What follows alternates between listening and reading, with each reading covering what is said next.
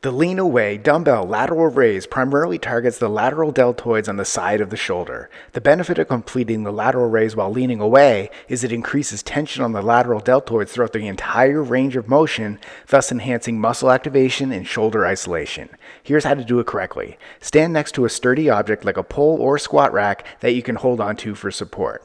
Hold a dumbbell in your hand that's farther from the support and grab the support with your other hand. Lean your body away from the support so your arm with the dumbbell hangs straight down. Your feet should be close together and your body should be at an angle. With a slight bend in your elbow, lift the dumbbell out to the side until your arm is parallel to the floor. Focus on lifting with your shoulder and keeping your wrist neutral, not bent. At the top of the movement, hold for a brief moment and squeeze your shoulder muscles. Slowly lower the dumbbell back to the starting position with control to avoid letting it drop quickly. Exhale as you lift the dumbbell and inhale as you lower it. Repeat all the reps on one arm, then switch arms and repeat.